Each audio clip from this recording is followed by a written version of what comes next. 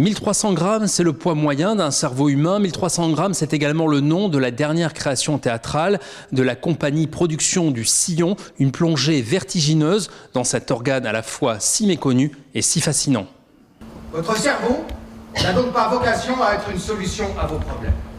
Au contraire, il pose tous vos problèmes. Sur scène, 3 personnages principaux, une mère de famille qui a refoulé un traumatisme de son enfance, un homme angoissé qui refuse la paternité et enfin un quinquagénaire en proie à des difficultés relationnelles avec son fils adolescent. 3 histoires différentes, mais un même fil commun, comment fonctionne notre matière grise qui porte la trace de tout ce que nous vivons. Il y a 2 neuroscientifiques de l'ICM, donc l'Institut du cerveau et de la moelle épinière, qui ont suivi toutes les étapes d'écriture et voilà, avec lesquels les comédiens ont eu des rencontres. Donc c'est assez beau en fait de réunir le monde du théâtre et le monde scientifique. On a beaucoup de choses à se dire. Il y a des toilettes dans la mémoire? Vaste question.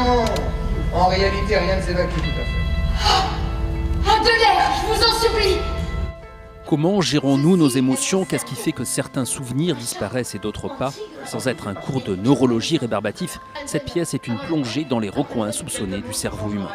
Et bien justement, le cerveau bouge quand on travaille sur lui, donc effectivement, il y a des choses qui bougent. On s'aperçoit qu'effectivement, on a tendance à mettre des voiles, à être parfois dans le déni sur certaines situations. Et là, l'idée du spectacle, c'est le personnage essaye de soulever ses voiles et on sent que c'est difficile, donc on se pose des questions. Je me suis interrogée aussi sur tout un tas de mécanismes qui sont mis en place et ça questionne.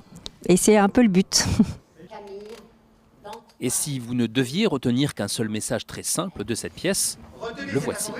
Le cerveau ne s'use que si l'on ne s'en sert pas. Le cerveau ne s'use que si l'on ne s'en sert pas. Le cerveau ne s'use que si l'on ne s'en sert pas. Le cerveau ne s'use que si l'on ne s'en sert pas.